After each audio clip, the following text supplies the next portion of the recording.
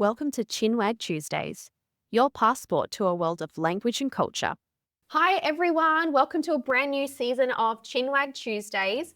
I'm Amanda, and today's special guest, the first guest of season 2, is someone I would like to call a virtual colleague because we don't have colleagues in what we do, but it's Dan from BritSpeak. Thank you so much for joining me today, Dan. Oh, thank you for having me. It's a pleasure. Nice to be here. Thank you. Now, how about we'll do a bit of a self-introduction, where you're from in the UK, how long you've been in Japan, and why you moved. Cool. All right. So if you're new to my face, nice to meet you. My name is Dan. I'm originally from Sheffield in England, which is kind of in the north. People know Manchester. I'm about an hour away from Manchester. I've got a Yorkshire accent, naturally. I chilled it out a bit when I became a teacher, but bit of a northern accent. I do things that are quite different to what people expect British people should sound like. And that's kind of fun. Let me think. I moved to Japan in 2016. So what, nine years ago, something like that. And of course, the reason I moved here was to become a Pokemon master and be the very best like no one ever was. Honestly, I came here to teach English, but it's not as interesting as being a Pokemon master, is it? So, yeah, that's me. Yeah. Nice to meet you. Amazing. I love that. I love that story. Now, I know something that you're really passionate about is helping people who want to move to the UK, helping them with British slang, things like that, culture, British culture. So what kind of got you started into wanting to help those kind of people instead of, say, generic English? That's a good question. I mean, you can relate to this, I'm sure you can, but when you move to another country that doesn't speak your language, that's a challenge, mate. That'll toughen you up big time. So I moved to Japan 2016. It's very humbling, isn't it? Oh my God, yeah. I mean, I've got the curse of being born in an English-speaking country where I just assume that no matter where I go in the world, somebody's going to speak English, and generally that's true, but yeah.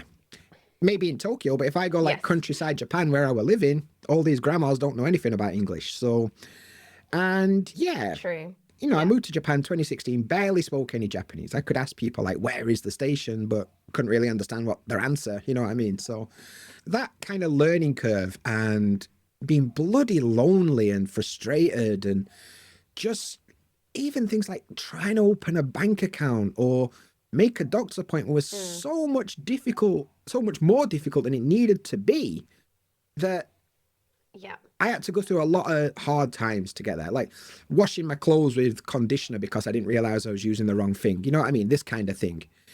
Because you can't read anything in the supermarket. The problems that we have.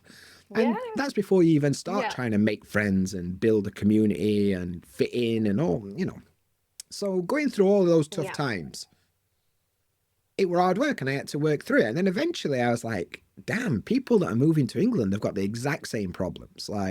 It's so hard trying to connect with your co-workers or make a doctor's appointment, or even just, you're dropping your kids off at school and you want to say hello to other mums at gates. It's so hard. And as a non-English speaker as your first language, you've got that extra pressure because everyone expects you to speak English, which is hard. So true. Yeah, I don't know if you can resonate with much of that, but that's basically my own struggle made me think, I want to help people not suffer as much as I did. Yeah, no, I definitely agree. And I really, truly believe that that's what makes us, I don't want to say better teachers in comparison to others, but it definitely does make us a better listener, more empathetic, better teachers in some ways, because we live those same experiences, right? For sure. So because we have those same experiences, we can really resonate with our students. And I think it does make it a little bit more relatable. Sure. I think it does. And I think one of the things I actually end up working with people a lot is not even so much about English, grammar or whatever. It's more about the application of English in a society where you're an outsider and it's all new, right? One of the things I end up working with most people is British indirectness, for example. British person says one thing, but they mean something else. And how do you navigate that? And And kind of like the cultural aspect of the communication is a big part of it as well, I think. It's kind of interesting. Yeah. Yeah, definitely. And like what you were saying before about how it's hard being a non-English speaker in a country where people expect you to speak English. I think there's definitely added pressures for people when they go to English Oh speaking God. countries like, Yeah. England or in the UK or in Australia, where people probably have not learnt a second language in their life because they haven't needed to, and they don't understand the struggles of learning another language. So they think that, oh, you live in an English speaking country, speak English. And you don't know what people are going through. They probably are learning English and they're trying their hardest to, but it's not as simple as, oh, speak English. God. Yeah, so that's a really big challenge I'm having at the moment, not me personally, but I'm seeing a lot of, especially on social media in Australia, is that there's a lot of, I don't want to say a lot, but there's targeted content, let's say, of discrimination against English learners or immigrants who either, they don't speak any English, or their English isn't good enough, or they've got an accent. Like, they have challenges every step of the way. God, yeah. And it upsets me a lot because, yeah, like I said earlier, Yeah. I've got the the look of the draw. I was born in an English speaking country, and because of that, I know that most places in the world I go, somebody will speak English. So why should I bother learning a second language? Now, that's how a lot of people Yeah. feel, and they've never had to learn another language. So they have no idea how difficult it is. And what I always say to English learners that feel like my English is not good enough, or like they feel like they're not enough, like, A, you're doing 200% of the work in the conversation. So somebody's doing 100% of the effort doesn't get to judge the person that's doing 200% effort. You know what I mean? And also, it's Yeah. not your responsibility to take care of their feelings. Like, if they are upset, that's a True. them problem. Like, you just deal with what you can do. You know what I mean? But unfortunately, Yeah. everywhere you go in the world, there's dickheads. So, you know. Oh, God, isn't that just bloody right? Seriously.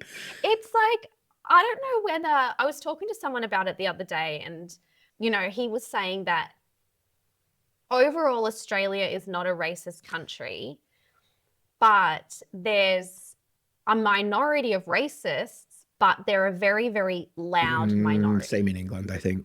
Which is what you see on social media. Get amped. Because I've been getting a lot of messages lately, yes, exactly, from people who have experienced, these kind of situations. Yeah, so it's really tough, and it does get me really upset as well because, I am married to an immigrant whose third language is English. So seeing these things, I do get quite upset about it. I have to take a bit of a break from social And let's media. be fair, we're immigrants. Like, and to be honest, True. like, there are people in Japan that probably don't want me here, but like, I always feel like that's a them problem. That's not a me problem. And it hurts, Yeah. but you've got to just be like, okay, I can't control how those people feel. I can control how I react to it, True. and just kind of have to Yeah. go with the flow on that one. But it's hard to see it when it comes from your own country, because Definitely. you work with people and you tell them like, no, it's not like that. And then they experience it and you're like, Yeah. oh, come on. Yeah. Yes. Some guys letting the side down, you know what I mean? Yeah. But I do feel really good when I hear stories of the opposite of when, people are having really great experiences. I still vividly remember a Japanese student many years ago tell me that she learned English in Australia. She went there on a working holiday visa. So she was doing her regional farming work to extend her work visa. And she ended up in this like remote cattle station in Australia. Jeez. And the owner, this like old Aussie farmer, who, you would have these assumptions that he might be a bit. Because you get the how you going kind of reputation, right? thing. The countryside, the older guy. Yeah, exactly. And he actually sat with her and helped her read books at That night is so to help her awesome. learn English. It's so wholesome. And I'm like, right, yeah. And when she told me, I was like, oh my God, I feel like crying because that's such a beautiful story. It is. I mean, this is why you should never judge a book by its cover. You know what I mean? This is a big part of the problem, to be fair. So, True. but lovely. Yeah, 100%. Yeah. All right. Well, that kind of leads into the next question about what are some of the biggest language challenges your students face when preparing to live and work in the UK? Well, that's a good one, because obviously it's varied and it depends on a number of different factors. But if we're just talking like general top three, yeah. First of all, is the accent situation. everybody's got this idea that Plural accents. yeah, well, we'll get there. So everyone's got this idea that, we all speak like we're a BBC News reporter, and everyone's got this RP accent, which is not true. Less than 5% of the country uses this accent.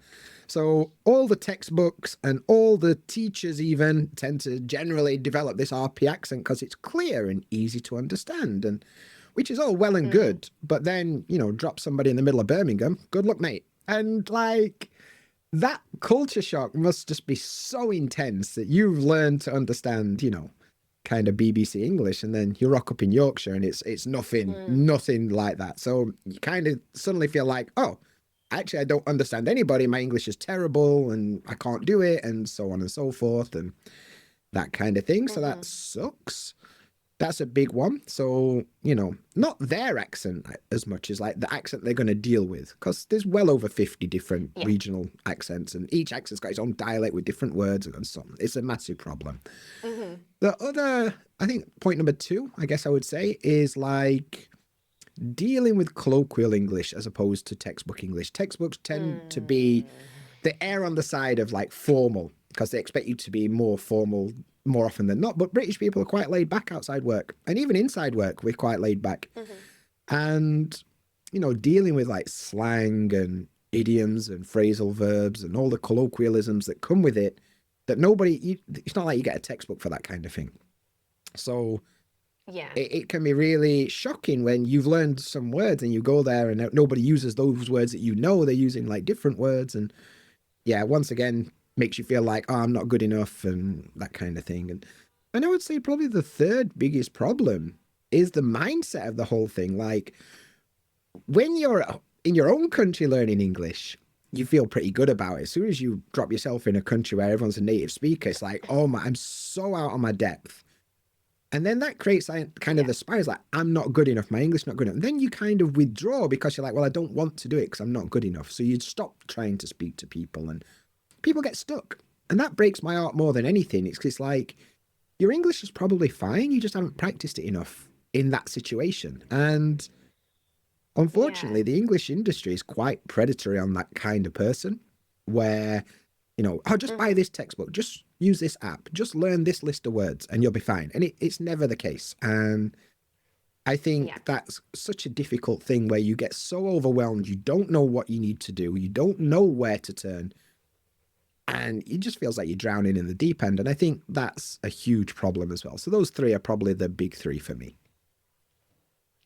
No, I really get the last point about using too many resources, because that was my problem when I started learning Hindi. Is I was like, I signed up to these websites, bought these books, used these apps, and then I was trying to do a little bit of each every day, and I wasn't making progress because I wasn't just focusing on the one. Like, what do you try and actually do? Like, that's the thing. Like, and I think one of the big problems is, like you said, there's so much, and English is double what everything else is. There's so much material out there. True. And I think a lot of people have bought into this idea of English levels, like the CFR levels, which were made in the 70s, you know what I mean?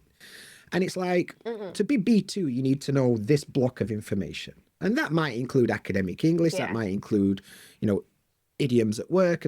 But if your only goal in English is to, watch your favorite TV show and maybe say hello to people on the street, like, why do you need academic English? Like, are you learning it? Why are you learning it? And so I think having a more goal-based approach, like, what is the end goal?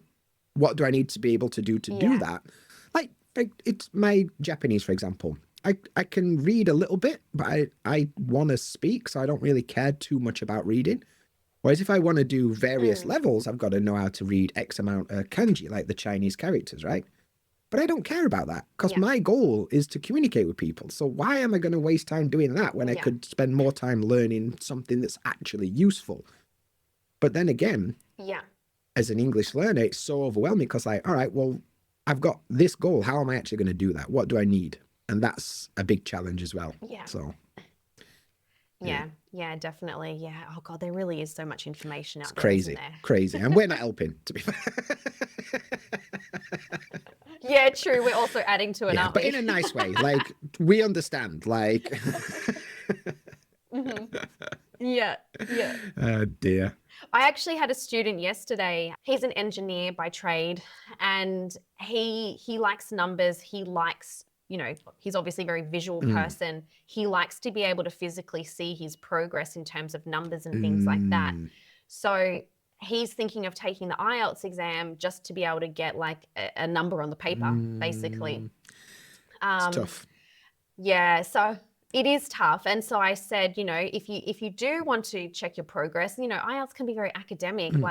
So then he's asking for different test options. So I was suggesting some other things he might sort of look into just for, for his own kind of reference of having that piece of paper. But it is hard. And I think I 100% agree with you in that you need to figure out your why for learning. I think so many people, like nobody wakes up and is like, I want to learn English. It's like, I want to learn English so I can do X. Like, that's the thing. And yeah, I mean, some people learn English for fun, but like, let's be honest, most people are like, I'm going to learn English so I can do this thing. And like, that's the thing that we're focusing on, not the English. The English is the tool that gets you to be able to do the goal, right? Like that. So. Yeah, for sure. Yes. Difficult. Yeah.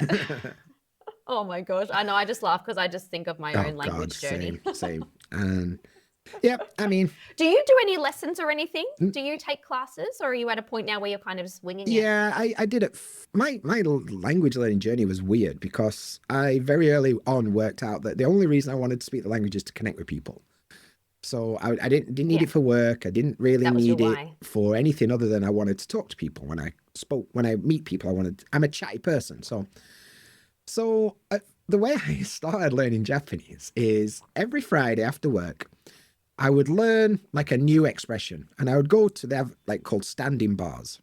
And it's basically a tiny room with one table and everybody around the same table. And I would just say this expression to everyone. I'd say it like 20, 30 times, and I'd get better at that expression. But then I'd also start to hear like similarities in the answer. Okay, I kind of understand what they're saying. And I kind of built up this database of expressions and responses. And I kind of started there. And eventually I found in my area, there's an international society, and they had like volunteer lessons. So it's like some, grandma or granddad that got an hour free on a weekend, and they come and teach you for free or next to nothing, like $1 or something. So I did that for a while. And then I started working in public schools, and I was around Japanese education professionals all the time. So I did a lot of that. And in the classroom, like learned how to explain English grammar in Japanese and that kind of stuff, which was an experience. Yeah. And then I bet. To be honest though, nowadays, like I work from home. Most of my students are not actually Japanese these days. So my need for Japanese, if I say need, is quite low. So I don't really actively take lessons or anything. I study on my own. But I think just being in the language is kind of how I learn now, to be honest. Yeah, definitely. But then again, 8 years, so. I think, Do people expect you to be fluent? Because people expect me to be fluent living in India 5.5 years with an Indian husband. And I tell them, no, his English is getting better. People, I get comments like, the reason you can speak Japanese is because your wife's Japanese. Like, A, she's Brazilian. But no, actually it's the opposite. Because of the face, everyone assumes I can't speak Japanese. And my wife is third generation Japanese, even though she was born and raised in Brazil and doesn't speak so much Japanese. So whenever we go anywhere, they speak to her. They look at the this face and that face, and they're like, let's talk to that one. The features. They're what is it, like profiling? Basically. Stereotyping. In a nice way. Like the Japanese looking one or the white one, like which one is more likely to speak Japanese? So when usually she'll say to me like, what did they say? And I'd translate into English, and you can see their brain kind of like, wait, the white one's speaking Japanese and the Japanese one's speaking English. Like, what is this? Which is kind of fun, but most people don't expect me to speak Japanese, so anything I say, they're quite impressed. I could literally be like, hello, my name is Dan, and they'd be like, whoa. Which is kind of... Indians are like that. It's a bit condescending, but in a nice way. White people, especially on... like you see it on social media, like the white people on their namaste. With the accent. Don't and get then me the Indians started. just go nuts in the... I know. Konnichiwa. I just had my Hindi class. I was just talking to my Hindi teacher yesterday, and she was saying that I've picked up some like Indian mannerisms. I'm doing the head thing. Chica means Yeah. okay. Doing that, I've picked it up, but I really, really try to have an Indian accent, not because it's cultural appropriation or not because I'm being a dick about it, but honestly because the Australian accent is so different. I just actually cannot speak. Well, it doesn't even make sense to speak Hindi in Australian accent. Namaste, up, Kessie hair. Like it sounds ridiculous. I think there's an element of it, like, clear pronunciation and correct pronunciation of the words as it should be is not a problem. Like, and sometimes there'll be sounds in Japanese or Hindi or whatever that don't exist in English. So we have to kind of develop an accent to be able to pronounce them correctly, right? But I also think that people come into English, like if you're a Spanish speaker, you can have a bit of a Spanish tint, and that's okay, Yeah. And I think there's some change that needs to happen, but you don't need to change everything. So I think that's something as well. Yeah. Definitely. Actually, I talked about this. I did a networking presentation back in Brisbane before I came back to India. Yeah, it was really cool. And most of the guests there were South Asian, majority Indian. And this is exactly what I said to them, that there's nothing wrong with having an accent. I'm definitely a big believer, even though I teach accent modification, I'm a big believer of that your accent is a part of who you are. However, sometimes you do have to make slight changes to the environment that you're in. And I gave them that example, like I can't say namaste in an Australian accent because, well, one, it sounds weird, but I have to speak English in an Indian accent because of my Australian accent is just so different. Same with British English, Australian English is non-rhotic, so we don't say R, right? So if I'm reading out my phone number in English and I try to say 4, they don't know. I say 4, and I have to roll that R at the end, right? Oh, yesterday I was saying something I was saying something in my Hindi class and I got tongue-tied because there was too many R's in the word. I'm not used to that. And I'm like, oh, we don't say R's. This is really hard. But it's a good point. It's a good point. Like, I think accent is one thing, but correct and clear pronunciation is another thing. And I think sometimes in order to get clear, understandable pronunciation, you have to change certain things. You can't avoid it, but you don't have to change everything. Exactly. I think is the key point. Yeah. And that's also what I said too. So like especially like, let's say South Asian English. So, India, Pakistan, Bangladesh, Nepal, those sort of countries, there seems to be the same pronunciation challenges being the rolled R. TH is really strong behind the T. Yeah. The T and D's are really hard. I'm sure you've probably heard the same with your Indian students. Yeah. And so I was just kind of explaining that if you learn to soften those specific sounds, that can really have a big impact on pronunciation. And then your confidence, because people aren't asking you to repeat yourself. Exactly. Huge thing. Yeah. And I think that's the thing. It's like, pick your battles with that. Like, you don't need to fix absolutely everything. Yes. Like, if I showed up to a Japanese person and I spoke picture perfect Japanese, you couldn't even tell without looking at me that I wasn't from here. Like, that's weird in itself. That's a whole that's a different kind of weird that'll confuse people. So I think it's all about, picking your battles. You don't need to fix everything. Just fix the things that are causing the most trouble and away you go. Like, Yeah, for sure. Yes. Yeah, it's good. One thing that was really interesting for me as a language learner, and it really changed my perception when dealing with foreigners. I mean, I hadn't done it in a very long time, but when you don't understand someone, or if someone doesn't understand your student doesn't understand someone and your student asks, can you repeat yourself? And then they say the same thing, but they just shout it. Oh my God, that's how British people translate things. 1 bottle of beer. Like, that's not the problem, bro. It's not a volume problem. Like Yes. So I was on the receiving end of that one time. We used to have a house help. We had a maid and she speaks Hindi, but she has a regional dialect to the point where my husband didn't understand half the stuff she said. And one day the things I learned very quickly to say in Hindi was, I don't understand, samajh nahi aaya, or speak slowly, dhire dhire boliye, see the R's. Anyway, and so I said to her, Auntie, samajh nahi aaya. So then she said the same thing, shouting it. And I was like, that is so intimidating. And I'm like, I am never doing that again. Yeah. But Not that I did, but it's easy to do yeah, that, it was though. interesting to be on that receiving end. And I Yeah. think Same speed, but just louder. it's like, this is why with students, I'm often like, be more specific about what's wrong. Like, you know, like you said, slow Yeah. down. Like, if you just, because what a common thing is, like, they Yeah. don't understand what somebody says. Can you repeat that? And they say the same thing, and like, shock horror, they still don't understand because you asked for the same thing again. Like, no, be specific, but like, Yeah. right, say that in a different way. Or, you know, can you, Yeah. you know, I'm learning English. Can you slow down a little bit? Like, and I think people have got a fear of that because they don't want to upset the other person. Yes. Like, if Yeah. somebody gets upset because you've asked them to just try again, like, you don't want to waste your time talking to that kind of person that's their anyway. problem. You know, there's only so many hours in Yeah. a day, and I don't want to spend it talking to people like that.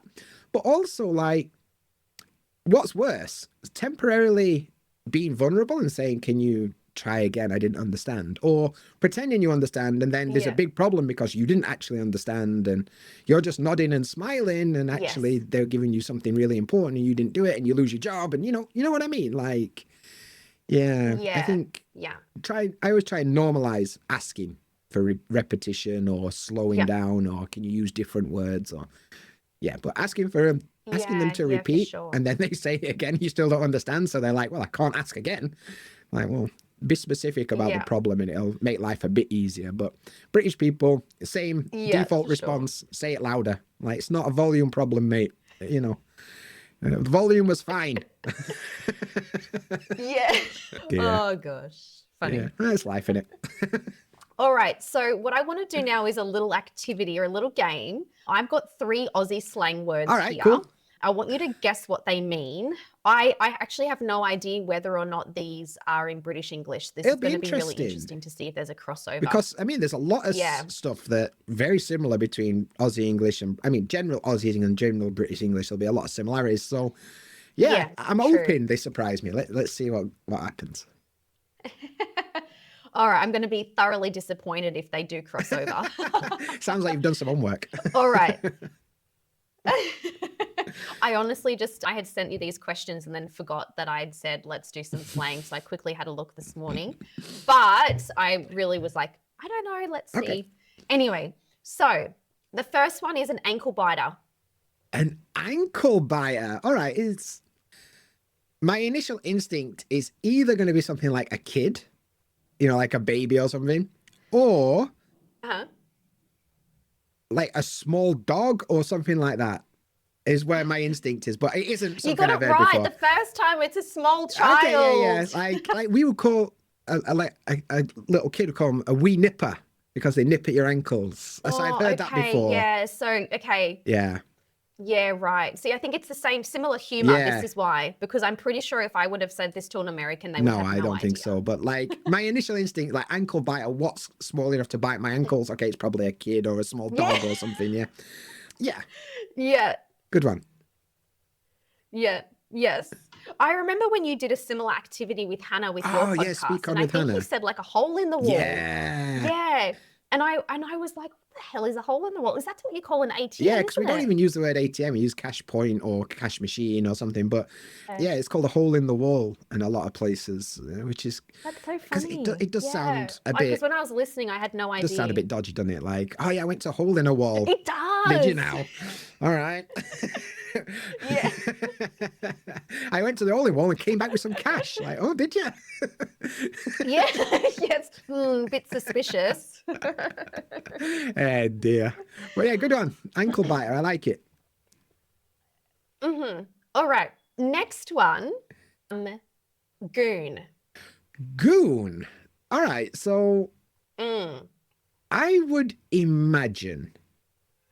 I mean, I'm 40 years old, and for me, a goon is like an idiot, you know, something Okay. like that. But I'm aware that there's like Yeah. modern slang for this now, which has got a totally different meaning. That I'm not even 100% sure exactly what it means, but are we using it as a verb or is it a noun? It's a noun. So a goon. Yes. Yeah, naturally like some kind of idiot or clown, you know, kind of thing. So generally there's an extra word Right. added with goon, a goon sack or a sack of goon. All right. And this is a new one. It's appropriate. It's appropriate, by the way. Where it's not like, you know, it's not R rated or anything. It's As soon as you have the appropriate. word sack, it's hard work, isn't it? Like, but anyway, okay. A sack of goons or a goon sack. All right. Go on then. Yeah. Casked wine. You know, wine that comes in that silver Really? bag Like in a box. in a box and a bag. Yeah, Yeah. goon sack. Is it because Yeah. if you drink enough of it, you Yep. turn into a bit of a goon? Is that is that where it comes from? I actually don't know. I should check the origin That's of it. cool. But yeah, goon sack. But you guys are serious Um, about wine, right? yeah. Like it's a big thing in Australia. Like we're Yeah, but this is the cheap box. we call it So, you know, plonk. back when I was younger, oh, okay. like yeah. a bottle of Yeah, plonk, like so- cheap wine, like it's a $5 a bottle, you know, that kind of thing. Yeah, a bottle of plonk. Yeah. Yeah. So Yeah. So goon sack or a sack of goon. Back when I was younger, you know, they used to have them for like, I don't know, $5 or $10. So it was the cheap option. They used to buy I think it was like a 3-liter Bloody hell. bag or a 3-liter sack. They've changed that now. They reduced the size. Shrinkflation. But yeah. There's actually a game that Australians have made up called Goon of Fortune. What do you Is think it like this Wheel kind of game Fortune, is? Goon but of related Fortune. to getting some cheap wine in a bag?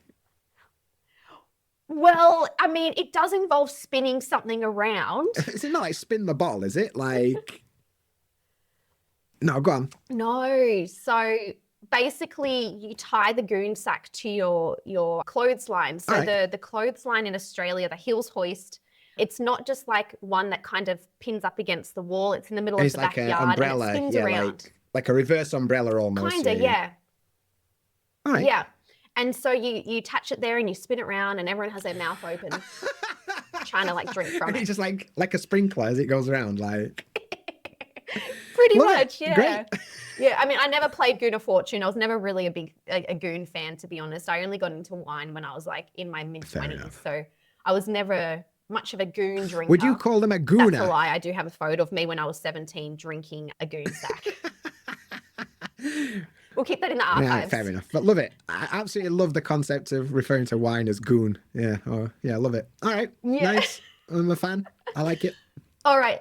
Next one, I actually do think you use this in British English, so I'll just go ahead and Cool. say it. Crook. Crook, as in a criminal. Not a criminal, no. So we're using it as, I guess it's an adjective. To feel a bit crook. All right. Well, I would guess like hungover or something, probably. I mean, like, honestly, I don't know that one. So maybe that one doesn't cross over, but I would Okay. guess like you're feeling a bit rough, cool. basically, like for whatever reason. Maybe you're hungover yeah, or you're a bit exactly. under the weather Yeah. or something. Yeah, so crook generally means ill or sick. So okay. I'm feeling a bit crook today. So you're feeling a bit A icky. bit dodgy, yeah, so a bit under off. the weather. It Yeah, could be- yeah. Exactly, yeah. So it could be because you're hungover. It could be because you got a cold, or Mm. maybe, yeah, oh, I've been a bit crook lately. It could just be that I you've like been it though. sick. Yeah, So, I've not yeah. heard that one Oh, before. That's cool. Okay, you were 3 for 3 in ones that I had not Yeah. particularly heard before. Yeah, good work. Good work. Good. So none of them crossed over, but you actually guessed ankle biter, which was good for you, and you basically guessed. Yeah, Steve, so too. lovely. All right, nice. I like it. I mean, like I say, there's a big amount of crossover between slang for Australian slang. I mean, chinwag is one. Like chinwag, you know, like we use that as well. Yes. Like, so it's really, yeah. There's a lot of crossover between us. Not so much with America, but like between like Australia and England, there's a lot of crossover. I think. Yeah, definitely. I get this in comments a lot. Like if I post something about Aussie slang, there's always like one, oh, that's just English. That's just God, British English. I can't be doing with that. It does I'm my like, head yeah, in. but it's the English. It's like, get a life, man. Like, come I on. know. Yes, exactly. You got nothing better Oh to my do than God, just yeah, like, it's just. actually, I think you'll find. Like, Oh, I know, like, because, you know, I do these phrasal verb Mm. Fridays. Sometimes it's on Saturdays, but, you know, for example, 5 phrasal verbs with off Yeah, in yeah. Aussie English. Or Oh, yeah, I've whatever. seen them, yeah. And I actually started putting like a little fucking disclaimer in there that's like, yes, even though this might be found in other dialects of English, it's the English spoken in Australia, that sort of thing. God. And there's always one person, this is just English. And I'm like, mate, can you read It's the like, caption? can you just not? Like, do one. I get it all the time. If I put like This British drives English, me nuts about oh social my media. God. If I put British English, Yeah. guaranteed somebody will put a comment, actually, it's just English. It comes from Britain. It's like, fuck off, anorak. And that's a good bit of British slang. An anorak, somebody who needs to get outside a bit more. Oh, someone who should be touching Yeah, grass. exactly. You know, kind of person that watches trains and takes pictures of them and that kind of thing. So, Bit of bird watching or something. anorak. Proper nerd.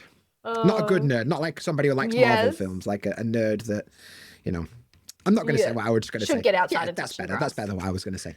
But wicked. Yeah, nice. How do you handle negative comments on socials? Because, you know, you've got a really big Instagram platform. You know, your other channels are pretty popular too. So do you get much hate? Usually probably just on viral videos. Yeah, I mean, I get my favorite thing is people like, are you aware that you're quite fat? I'm like, well, shit. No, I'm not. I'm glad you pointed it out. Are you kidding? I get it all the time. I mean, oh, yeah, because I don't have a fucking mirror. Thanks, mate. It's like I woke up this morning like, wow, I am. Like, Jesus, thanks for good job you were here, mate. I was just going to go skinny dipping. You know what I mean? Like, God, how fucking rude. it is, but it's just like, oh, whatever. I always think like, mate, if you've got nothing better to do, then, you know, comment on my videos about something that's completely irrelevant. Like, why am I going to worry about what you're thinking? Yeah.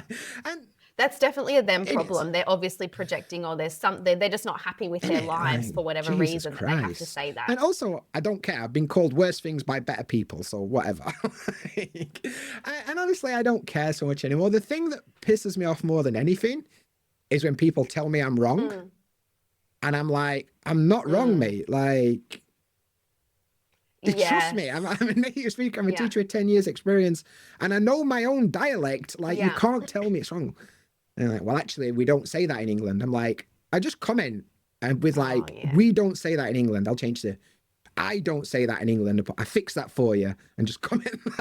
But nowadays, I barely even look. Yeah, you're right. I'm just like, oh, whatever. And if they're really annoying, I'll just hide it. Like, oh, can't be arsed with you. Yeah. Yeah. So, but I don't care. That's something I notice with Australians as well, is that if there's a slang word that they've never heard before, we don't say that in Australia. And I'm like, you don't. Just because you haven't heard it doesn't mean it doesn't exist. That's the thing. And I mean, the problem is we have to be quite general on social media. I can't be like Sheffield slash Rotherham slang for this thing. Because everyone will be like, what? And it's British English for this thing. And then people are like, actually, we never say that in Northampton. Well, good for you, mate. Like, I say it, so therefore I made a video about it. Why don't you make a channel about Northampton slang and see how many people like that? Yes. Yeah. What do you guys call slot machines? Do you call them poker machines as well?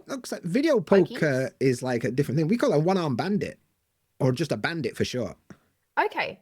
So like the in America, slot machines like this, so right? that's why it's called a bandit in England, or a fruit machine. Okay. Where you don't get any fruit. Because usually it's like a line up the 3 bananas and win 50 you know what bucks. I mean? Like, so it's called a fruit machine, or a fruity if from a certain generation. But yeah, fruit machine or a bandit. Yeah, if you go to the pub and you spend a few quid on the bandit trying to, because it just robs your money basically. Yes. Well, the reason I ask is in Australia it's called a poker machine, or we call it the pokies. All right, cool, fair enough. For short. Where I grew up in New South Wales, regional town, beachside location, population of 5,000 people. I grew up going to the club every weekend when I turned 18. Not grew up, but after I turned 18, I was going to the club a lot because my boyfriend at the time was a bit of a, pub fanatic. Anyway, there was this phrase in my area, and I don't know how much this spread around Australia, but because we didn't have these slots, like we didn't have put the money in and press the button, probably, right? I guess, yeah. Press the button. So what are you doing? You're slapping, right? You're slapping the button. You're hitting the button. So we called that to have a slap. Love it. Just going to go have a slap on the pokies. Yeah. And I did a carousel about this once. Oh my God, the comments. Well, we don't say that. And I'm like, well, maybe it was just my area, because I definitely did. And I grew up with people who definitely say And it's one of those things like, yeah, it's like, well, they'll be like, we don't say anything. I'm so glad that you've gone around and surveyed the entire country to make sure that nobody says it. And I'm wrong, actually. Yes. Do you know what I mean? Yeah. Well, Australia's population is around 27 million, so there's at least one person that says it. So do your research, fam. Oh, yeah. Yes. I did a reel of just me ordering breakfast when I was in Australia. And I was like, can I grab this? Can I please grab that? My God, I actually had to hide the word grab because I got so sick. I hid it as like a hidden word. So I never saw the comments because I got so sick of people commenting saying, we don't say grab. So what have you Then made? like comments were saying, yeah, exactly. Yes. So when that's what I normally do is if there's something that's really bothering me or I'm seeing a repetition of it, I just go into like my hidden words and add that word, and then I never see those comments. That's a good way to do it. I mean, because actually being out there on social media is hard work for mental health. You have to, and if you catch me on the wrong day, like, like you wake up and I'm just on the wrong day and I get a comment, I can be, know what I mean? Like and sometimes like about 3 hours later, I'll go back to it like, yeah, I shouldn't have done that. Like, I should have been the bigger person, and I'll delete it. But for sure, I block. Most of the time nowadays, it's worse in live streams because people will just be like spamming, say bottle of water, say bottle of water, or they'll be like, comment on whatever disaster's happening in the world today. What do you think about Putin or something? Like, great. We're not here to put the world to rights. We're here to learn some English, mate. Like, go and bother a politics channel or something. Like, and do you know what I mean? And soon as the other thing, bottle of water. The other thing, oh God, they love it. I mean, and I don't mind, but when you see it 100 times, I think, oh, calm down, mate. I'll say it and all right. But the other thing I get is like stuff like, oh, you look gay or whatever, and I'm like, great, that's fine, but that's not why we're here. You know what I mean? Like. If you're attracted to me, lovely stuff. Maybe I'll start an OnlyFans. But maybe we can work together in a different way. Whatever. But it's like fake pics. But it's like, all right, well, why are you here, fam? Are you trying to improve your English or what? Are you just being a dickhead in chat? So I'll just block him. Like, I can't even be bothered to deal with him. Just get lost. And so, but I can understand. Yeah. As a bloke, I don't get it anywhere near as bad as you guys do. I get my fair share of intimate part pictures, you know what I'm saying? But it's not going to be even close to the same level. Like, yeah. Oh my God. It's just insane. I really don't know what goes through people's heads where they think I'm going to pull down my pants and snap a photo of my bits and send it to this random stranger on the internet to get her opinion. No, what outcome are they expecting to happen? When you see it and be like, well, actually, yeah, I'm on board, mate. Like, I'm on my way. Like, what do they expect can happen? Yeah. Like, Jesus Christ. Like, it's a weird world we live in. I know. But I think the general rule. I actually got a comment on Facebook. Sorry, I was going to say, the general rule is just everybody stop being so much of a dick and everybody will be a bit happier, but, whatever. True. Yeah, exactly. Yes. Oh, I got a comment on Facebook this morning that I ended up deleting and just blocking the dude. So I did a reel when I was in Australia, and it was kind of just like, point of view, come for a walk with me as an Australian who moved abroad and is back on holidays. And I kind of just took little short videos around my mum's neighborhood of like, just some Aussie stuff. Like daily life. This is a rubber.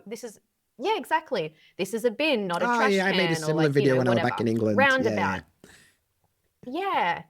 And someone commented, and I was something fucked. And it was like, how about I take you back around the corner and fill you with my Aussie sausage or something like mate, that. Mate, are you 4 years old? And B, no. Oh, so usually if I get comments that are really fucked, I look at their profile. If it's public, I'll see if maybe they have like a mum or just send it to them and be like, look what your kid's doing. I love it. Yeah, I mean, I haven't had the opportunity to do it yet, but I do take those steps. Be warned. I will. If the opportunity arises, I fucking will. Goes around, comes around, mate. But yeah, what? Yeah. It's weird, isn't it? Yeah. Weird world. But yeah. Anyway, social media. And then people just think, oh, I actually did have a comment from one dude that was like, you're an influencer, like get used to it or get off the internet. And I'm like, well, maybe you could just not be a dick. Yeah. It's like, we've got a block button for a reason, and sort your fucking life out, mate. Yeah, dear. Get a fucking hobby. Innit? Like, go mow your grass or like do some gardening. Get outside. Like, I tell you, anoraks, mate, all over. I love that anorak. Good one. Wicked. Oh, all right. Well, we'll start wrapping up here, Cool. Dan. Just don't want to go over time for you. But how can people contact you if they want to follow you or if they want to know more? Yeah, well, Or if they want you to say bottle of yeah, water. I'll join my live stream and post it 100 times and eventually I'll do it. Like, but basically on every social media platform going, except for LinkedIn.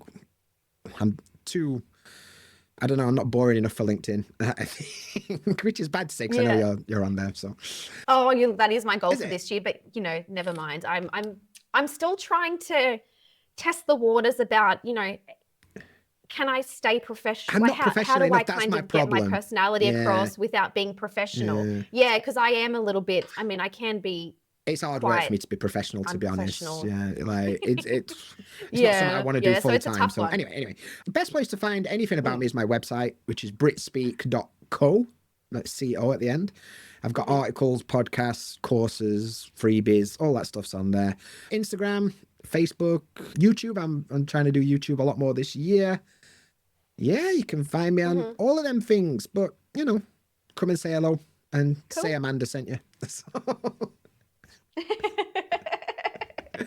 Yeah, wicked. Awesome. Alrighty. Well, thank you so much, pleasure. Dan, for being my first guest of 2025. Lovely stuff. Love it. Thank you for having me. All right, we'll talk again soon. Take it easy. See you there.